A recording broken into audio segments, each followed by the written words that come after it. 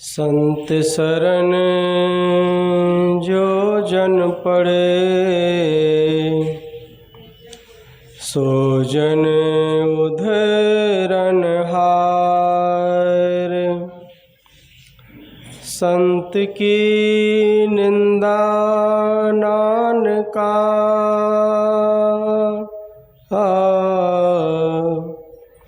बहुरी बहुरी अवतार। सत्पुरुष जिन जानिया, सतगुरु तिसका नाम। तिसके संग सिख ओध रहे, नानक हरि गुण गाओ। दंडवत बंदन अनेक बार, सर्व कला समरथ। डोलन ते राखो प्रभु, नानक दे कर हाथ। बिसर नाहि दातार, अपना नाम देहो। गुण गावा दिन रात, नानक चाहे हो। गुण गावा दिन रात, नानक चाहे हो।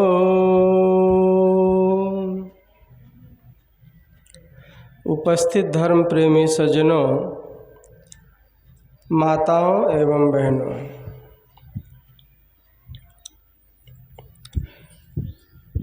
रामचरितमानस से अभी पाठ हुआ है और उसमें हम लोग सुन रहे थे,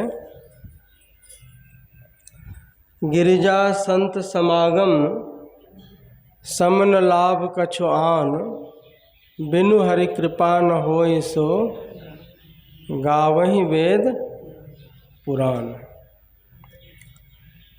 कहते हैं भगवान शंकर कि हे गिरिजे, संतों का जो सानिध्य है बहुत ही भाग्य से मिलता है, ऐसा सद्ग्रंथों में लिखा है, उसकी महिमा बताई गई है। तो हम लोग बहुत ही भाग्यशाली हैं जो सत्संग में आए हुए हैं। यहाँ से मनुष्य के जीवन निर्माण के बारे में बातें बताई जाती हैं कि हमारा जो जीवन है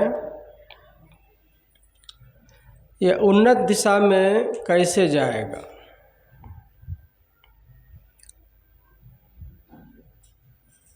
एक होती है उन्नत दिशा, एक है अवनत दिशा, अर्थात निम्न वर्ग की ओर चले जाना।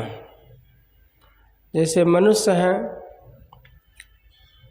तो वो ऐसा कर्म न हो जाए इंसान से जो वह कीट पतंग अन्य योनियों में उनकी आत्मा को जाना पड़ जाए। कर्म ऐसा हो इंसान के हाथों से जो उसकी आत्मा श्रेष्ठ दिशा में जाए। तो इसके लिए क्या कहते हैं कि अपने जीवन में होने वाले कर्म में ध्यान देना पड़ेगा, क्योंकि जैसा आप कर्म करते हैं वैसी आपकी सोच बनती है, जैसी सोच होती है वैसा कर्म होता है। तो सोच कैसे बदलेगी? सोच कैसे बनता है? संगत के अनुसार सोच बनता है। जैसे व्यक्ति का संग कीजिएगा वैसा ही सोच होने लग जाएगा। किसी व्यक्ति को अगर पहचानना है कि वह किस स्वभाव का है तो उसके साथी संगत को देखिए, कहाँ जाता है, क्या करता है, क्या खाता है, क्या पीता है, कहाँ उठता है, कहाँ बैठता है।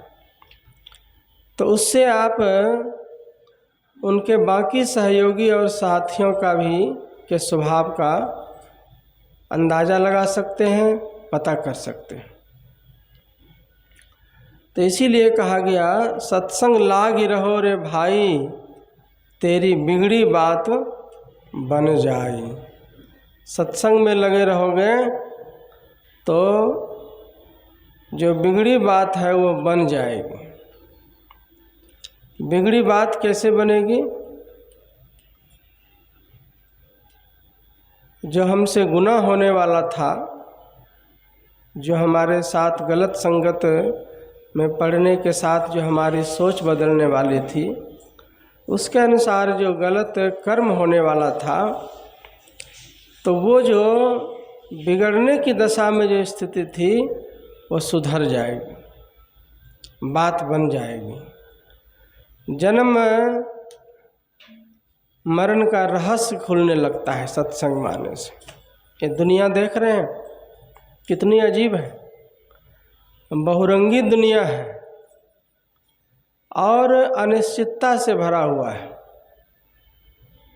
जैसे हम लोग क्रिकेट का खेल देखते हैं अथवा खेलते हैं तो कैसे अनिश्चितता से भरा होता है। आखिरी ओवर में, आखिरी गेंद में भी कुछ भी घटना घट जाती है। तो आपके जीवन के पड़ाव में आखिरी क्षण में भी आपसे कोई ऐसा गलत कर्म हो सकता है, तो खेल हार जाइएगा, जीवन की बाजी जो आप हार जाइएगा। तो जीवन भी अनिश्चितता से भरा हुआ है। एक सेकंड में किनके साथ में क्या घटना घट जाएगी ये कोई नहीं जानता है। लिखा है तुलसीदास जी महाराज ने, जो चेतन कह जड़ करहीं, जड़ ही करहीं चैतन्य, अस समर्थ रघुनायक, भजहि जीवते धन्य। कहते जो चेतन कह जड़ करहीं, जो चैतन्य स्वरूप है उसको जड़ के समान कर देता है। कौन? वो परमात्मा। एक सेकंड में जड़ ही करे चैतन्य, और जो जड़ के समान है उसको चैतन्य कर देता है। तो ऐसे जो समर्थ रघुवीर हैं, कहते हैं उनकी भक्ति कीजिए।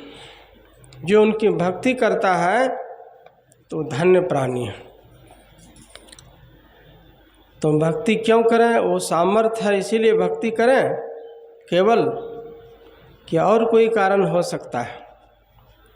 एक तो सामर्थ्य है और दूसरा है कि उस परमात्मा का हमारे ऊपर में बहुत सारा अनगिनत उपकार है। जीवन में देख लीजिए कि आदमी के बस में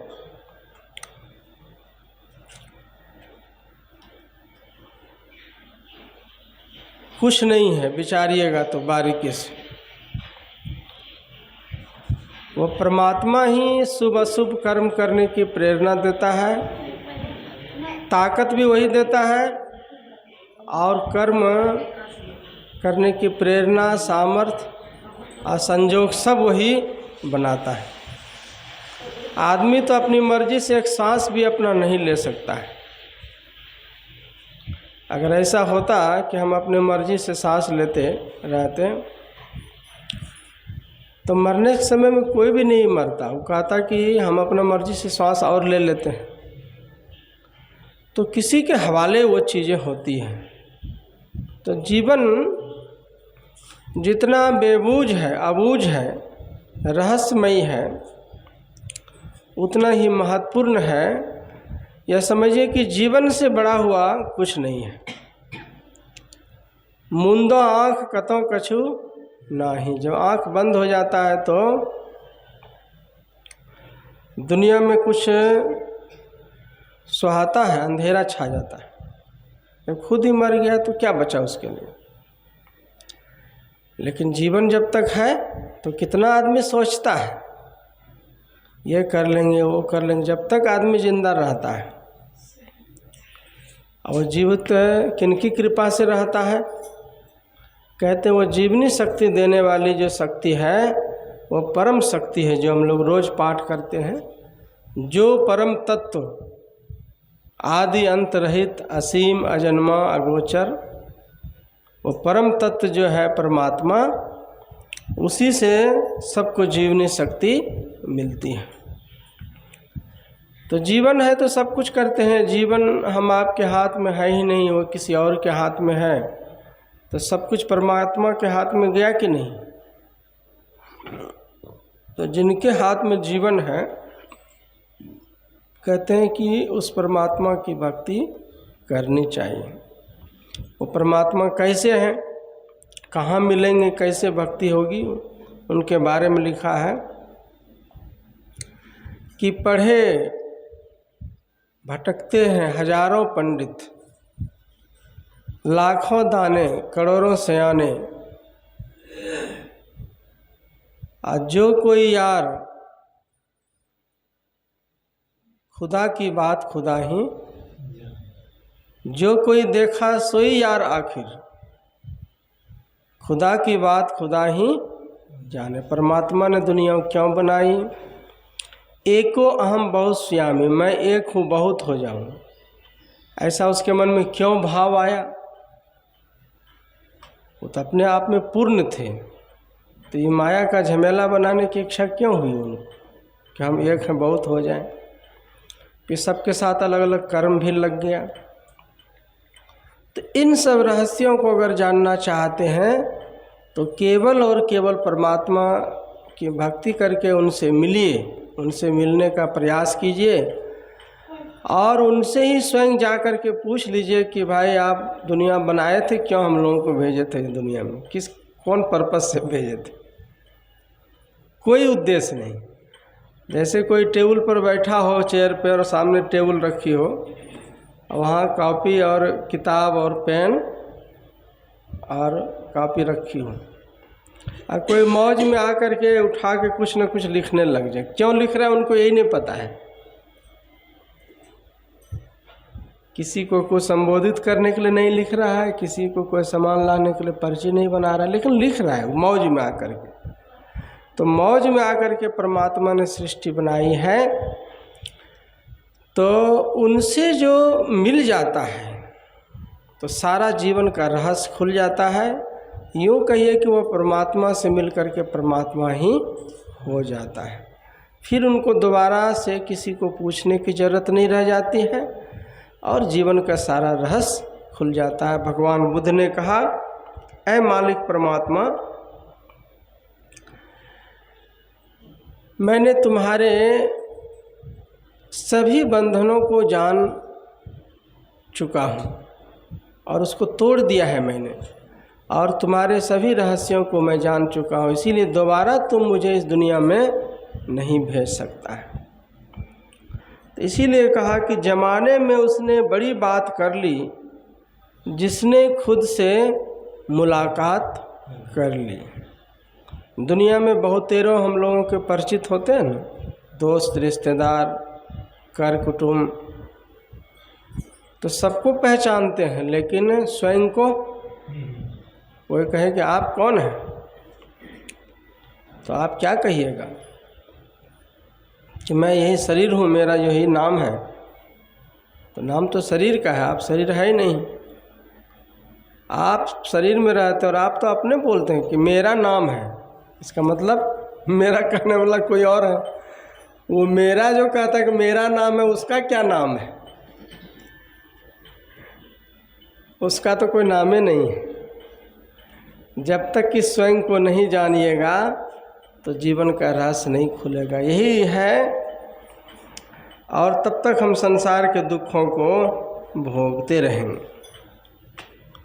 कैसे भोगते रहेंगे? देखिए किसका फोन है।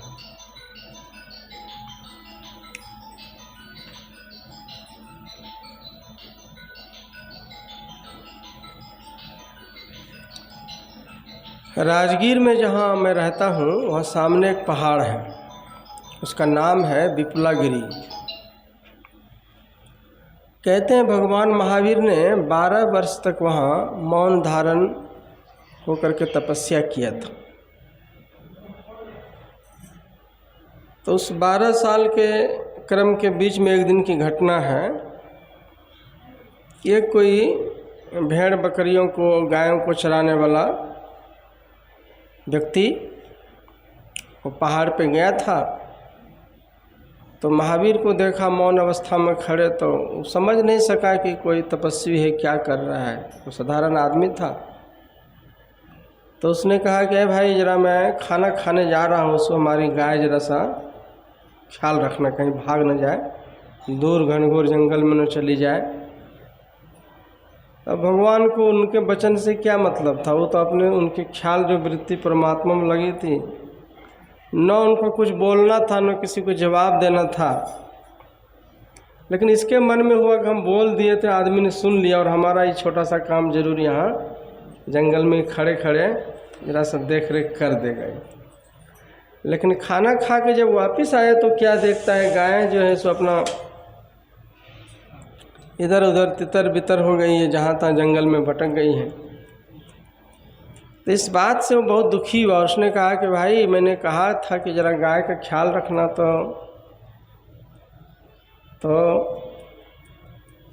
क्या बात है, आपने ख्याल नहीं रखा। तो कुछ बोले तब न। उसने तो प्रतिज्ञा किया था कि पूरे 12 साल तक हमको मौन रहना। तो जैसे जैसे उसको पूछे और जैसे जैसे वो उसका रिटर्न में मौन जवाब में आवे, तो इसको गुस्सा होते जाता था कि बोलता क्यों नहीं है। तो आखिर में हिला डुला के भी देखा तो कुछ नहीं। जब बोला तो सोचा क्या है, बौरा है, गूंगा है, क्या है। बाहर से देखने में तो अच्छा खासा हट्टा कट्टा लगता है। तो उन लोगों को मजाक सूझा उसमें, और कई सहयोगी लोग थे। कहा ऐसे नहीं बोलेंगे ये महात्मा जी, इसको एगो लाओ तो एगो कान में किल्ली ठोकते हैं, से बोलेंगे, बोलता क्यों नहीं है। तो कान में जब किल्ली ठोकने लगा ना, लंबी लकड़ी, कान काठ की लकड़ी, तो ठोकते ठोकते मतलब रुधिर बहने लगा, इस कान से उस कान में निकाल दिया। लेकिन भगवान महावीर ने उफ तक नहीं किया। देवताओं का आसन हिल गया। कहा कि महाराज कहिए तो इन लोगों को सबक सिखाऊं, दंड दूं।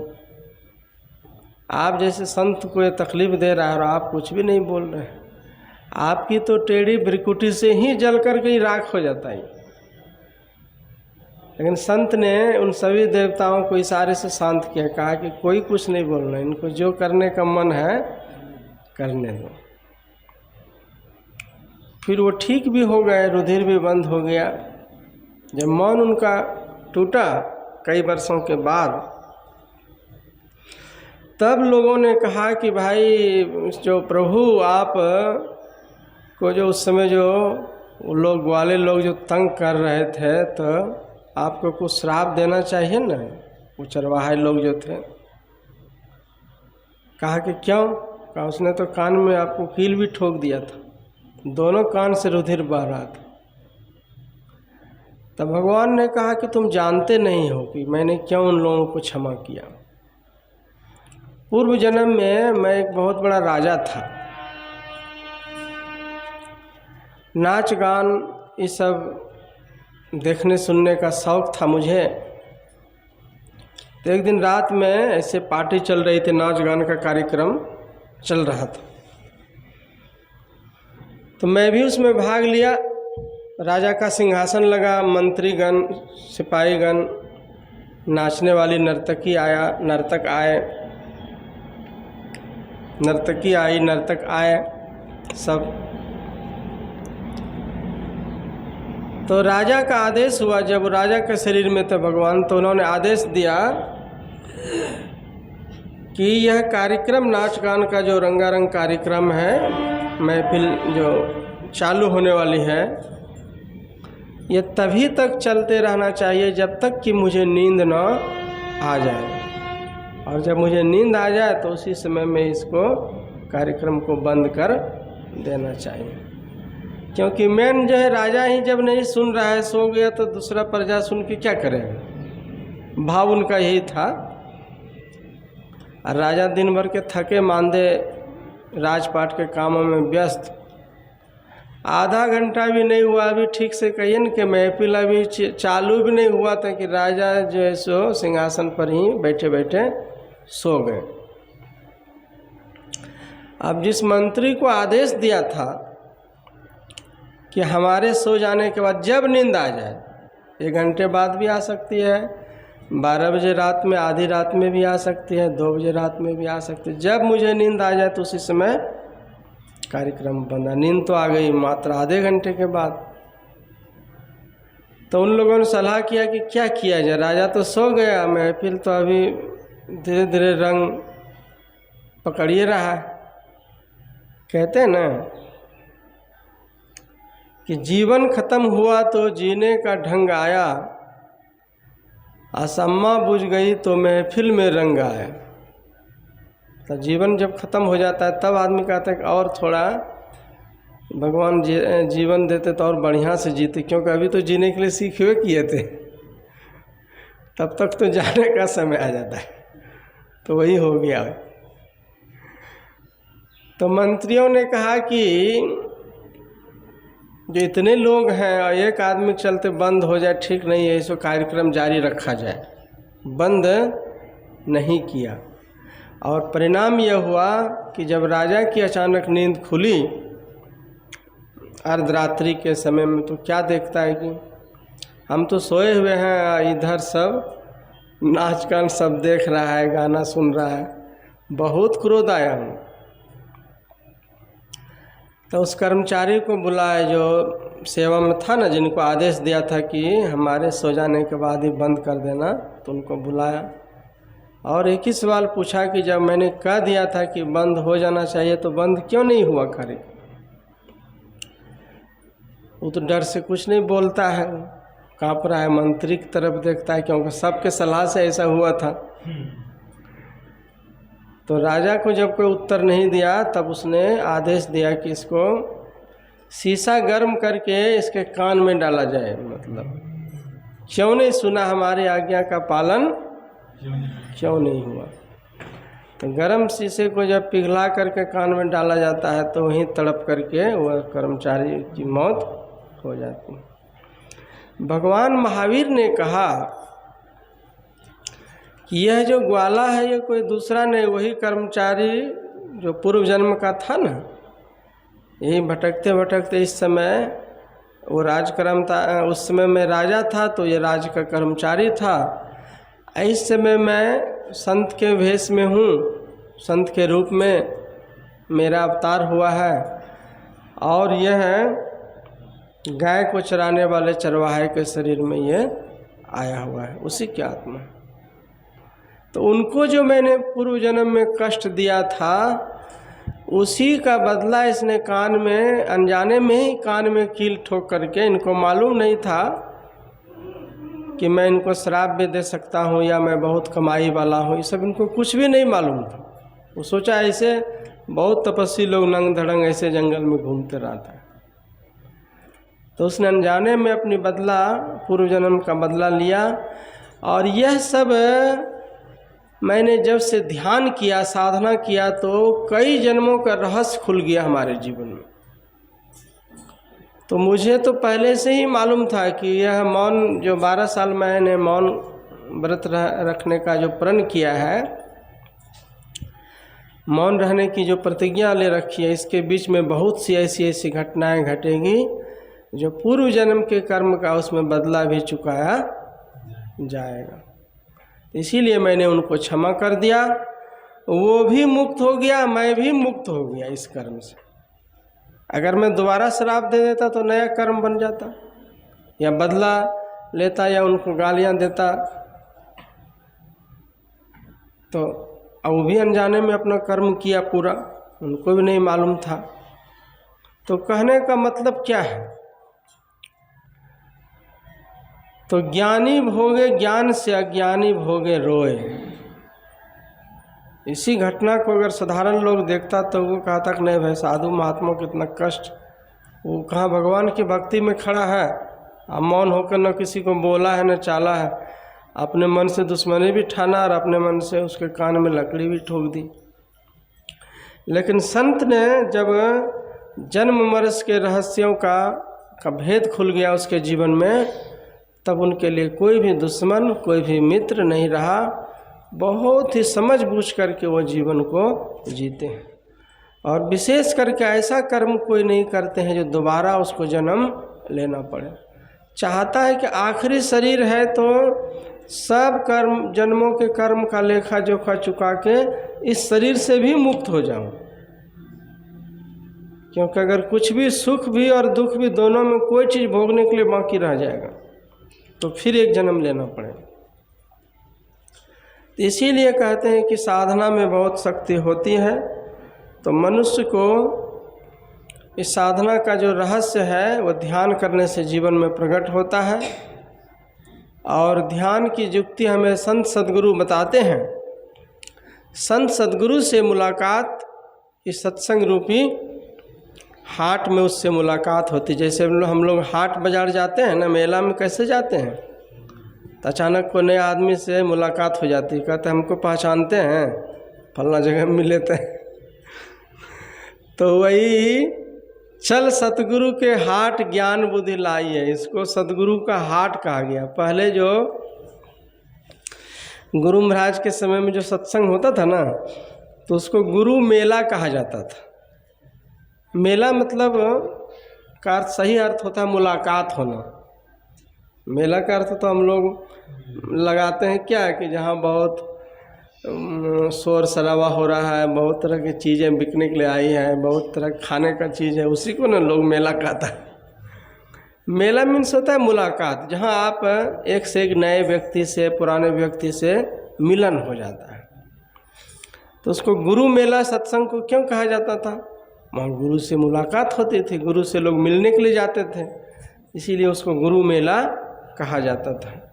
तो धीरे धीरे उसको सुधार करके फिर सत्संग का नाम कहने लग गया, लेकिन शुरू में उसको गुरु मेला कहा जाता था। तो तुलसी साहब ने लिखा है अपने भजन में, कबीर साहब का मंगल है, चल सतगुरु के हाट ज्ञान बुद्धि लाइए, कीजे साहब से भेंट परम पद पाइए। ये तो कबीर साहब का मंगल है। और तुलसी साहब ने कहा है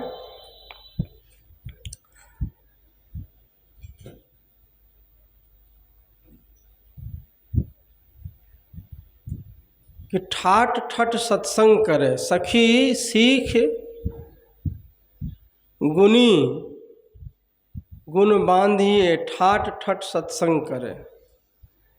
कहते हैं सत्संग में जो जाते हैं तो वहाँ जो शिक्षा मिलती है, तो जैसे उसको कोई चीज़ खास चीज़ को कैसे पोटली में लोग बांध लेता था, तो वैसे उनको वहाँ के विचारों को गांठ बांध लीजिए।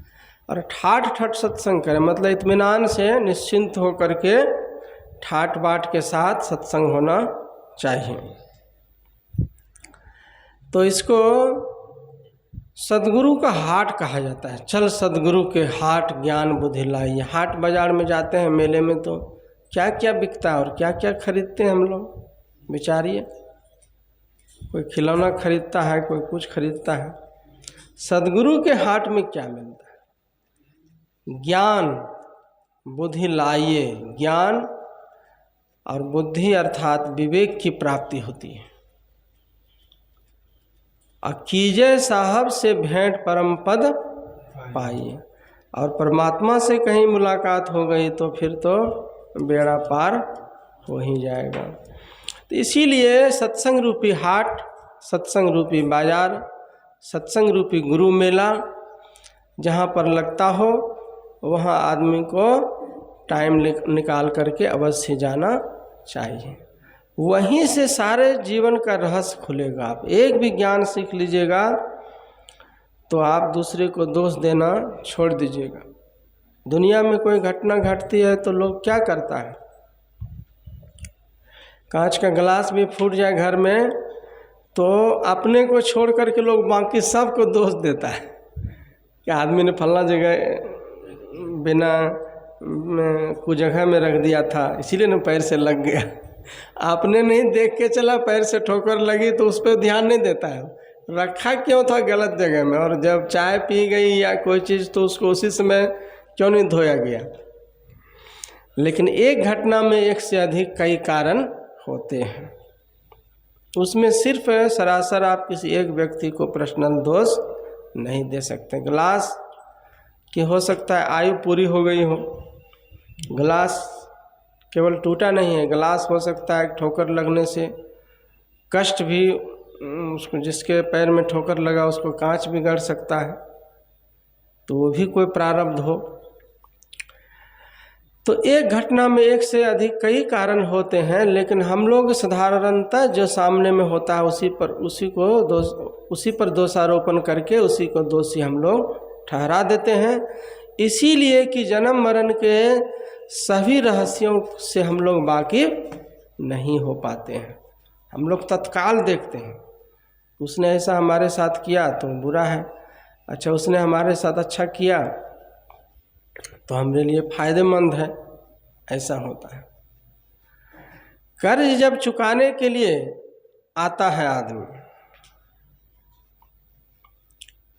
आपका कर्ज चुकाने के लिए कोई आता है, जैसे आपका कर्जा था किसी के ऊपर में, तो उस जन्म में नहीं चुका सका, इस जन्म में दोस्त बन करके, मित्र बन करके, कोई रिश्तेदार बन के आपको चुका रहा है, आपको खुशी होती है कि भाई देखिए एकदम नया मित्र था लेकिन बहुत ज़्यादा कम समय में ही ज़्यादा हेल्प कर दिया इसने। वो हेल्प नहीं किया है, आप ही के प्रारब्ध के अनुसार वह मित्र मिला और आपने किसी जन्म में उनका हेल्प किया था या बाकी रह गया था, उसी का बदला उसने चुकाया, तो उसमें खुशी हो जाती है।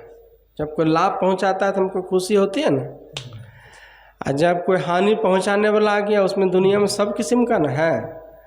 जैसे आप किसी का हेल्प किए थे तो वह हेल्प बन करके आ गया, हम ही अगर किसी का कर्जा लिए हों पिछले जन्म में तो वो तो आएगा बटुआ मार करके जाएगा कि नहीं जाएगा।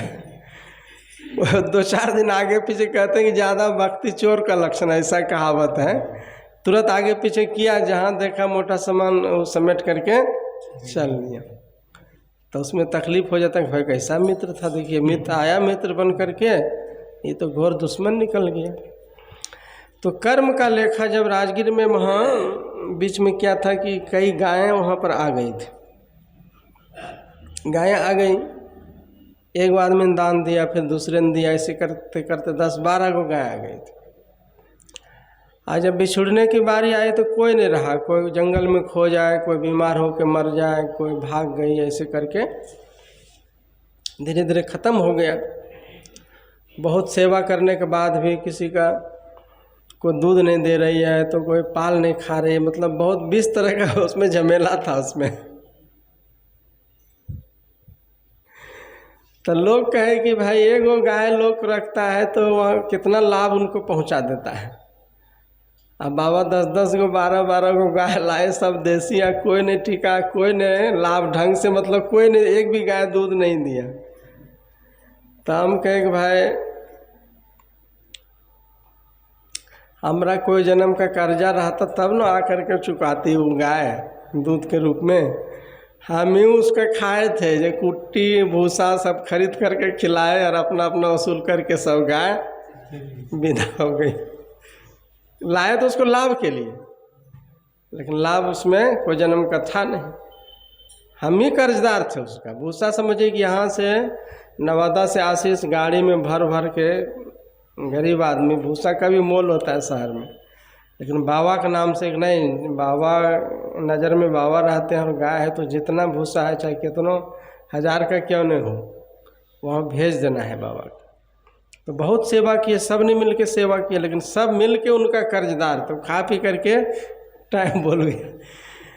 तो यही जीवन है। इस रहस्य को जानने के लिए संत महात्मा कहते हैं कि ध्यान को महत्व दीजिए। जब ध्यान कीजिएगा आप विषम परिस्थिति में भी माइंड आपका कूल रहेगा। जैसे महावीर तटस्थ हो गए, कुछ भी नहीं हुआ, वो मरे भी नहीं, ब्लड इतना निकल गया, कुछ नहीं हुआ उनको तो साधना की शक्ति हो गई थी, वो परमात्मा में मिल गए थे। लेकिन बाहर से संसार को दिखाने के लिए उन्होंने कष्ट भोगने का रूप भी दिखाया।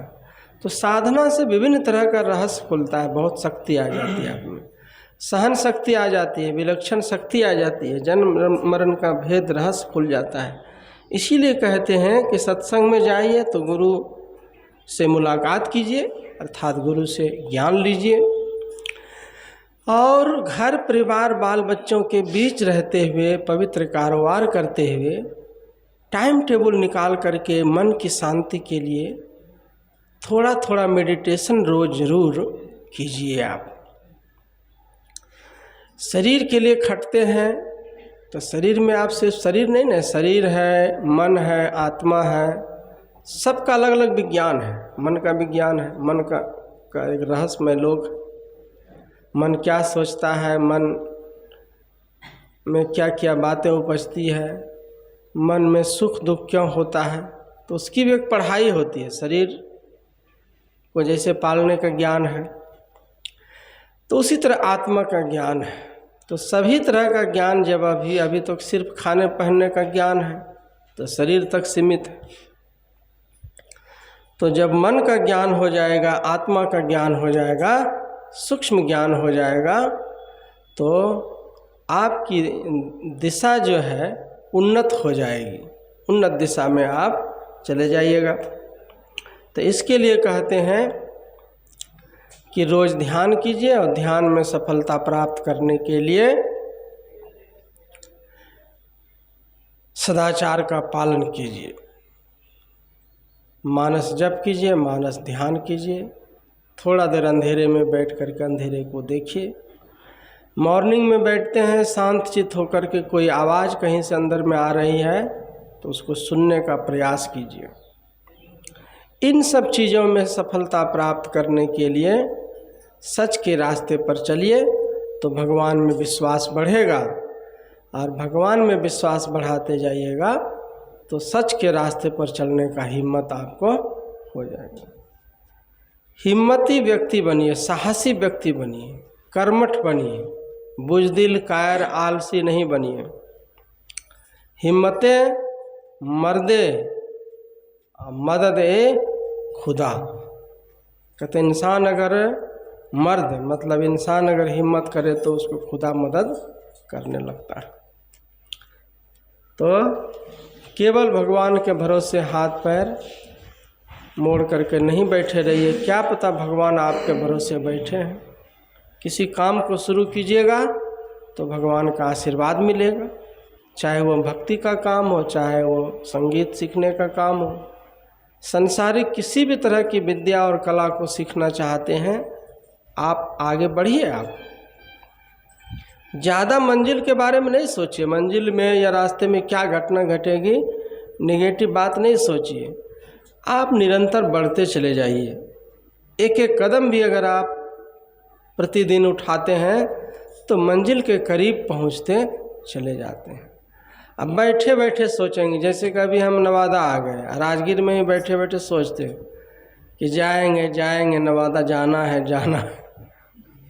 तो जब तक रूम से निकल करके गाड़ी में नहीं बैठेंगे और गाड़ी को तैयारी नहीं किया जाएगा तो नवादा पहुंच सकता है कोई? तो कर्म करना चाहिए। इसीलिए कहा गया है, कबीर साहब ने कहा है कि मार्ग चलते जो गिरे ताको नाही दोष, कहे कबीर बैठा रहे ताका है अफसोस। कोई चल रहा है, साधना के क्षेत्र में है, अच्छे कर्म के रास्ते पर चल रहा है, गिर गया, कोई घटना घट गई, पतन हो गया, मंजिल हासिल नहीं कर सका, कोई बात नहीं है, वो उठेगा संभल करके फिर मंजिल की तरफ में बढ़ेगा। अफसोस तो उसके लिए जो पहला कदम भी नहीं, गिरने के डर से कि हमको खतरा आ जाएगा, हम वो काम कर सकें कि नहीं, कदम ही नहीं उठाए तो वो जीवन में कभी भी मंजिल को प्राप्त नहीं कर सकता है। इसीलिए कहते हैं कि कर्म कीजिए। नहीं कुछ जीवन में आता है करने के लिए तो चोरी करने के लिए सीख लीजिए। स्वामी विवेकानंद जी ने कहा चोरी भी करने सीखोगे, ठगी करने सीखोगे तो उसमें भी ज्ञान होगा, लात जूता खाएगा, फजीयत होगी तो कुछ बुद्धि तो खुलेगा ना कि भाई धन ऐसे नहीं कमाया जाता, मेहनत से कमाया जाता। लेकिन बैठे रहोगे तो कोई बुद्धि खुलने वाला नहीं है। कर्म कीजिए। उदाहरण दिया कि कुछ नहीं आता है तब ऐसा कर्म कीजिए, लेकिन सही बात तो यह है कि अच्छे कर्म को तवज्जो दीजिए। शॉर्टकट रास्ता कभी नहीं अपनाना चाहिए धन कमाने के लिए।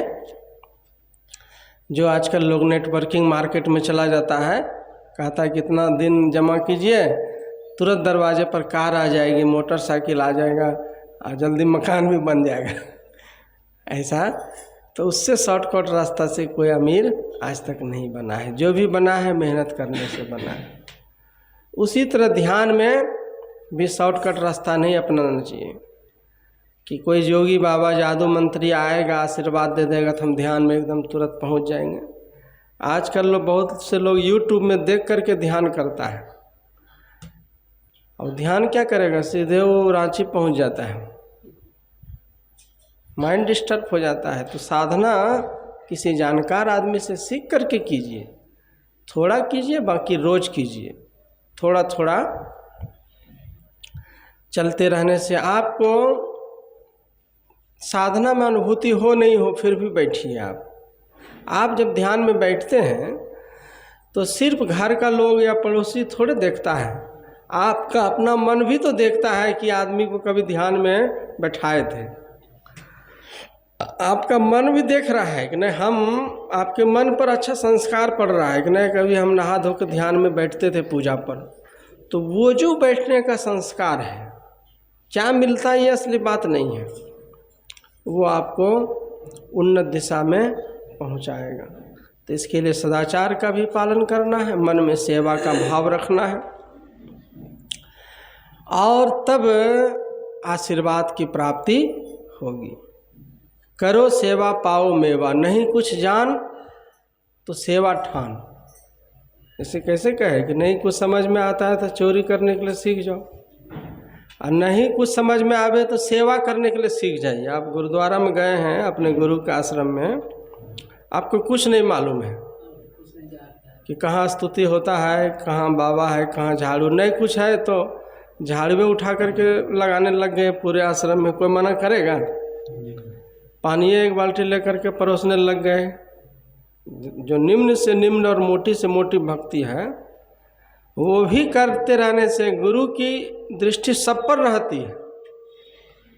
अगर गौशाला में कोई गोबर भी उठा रहा है तो मत समझिए कि गुरु महाराज के नज़र में यह है कि वो गोबर उठाता है तो बेकार का शिष्य है, सो बात नहीं है।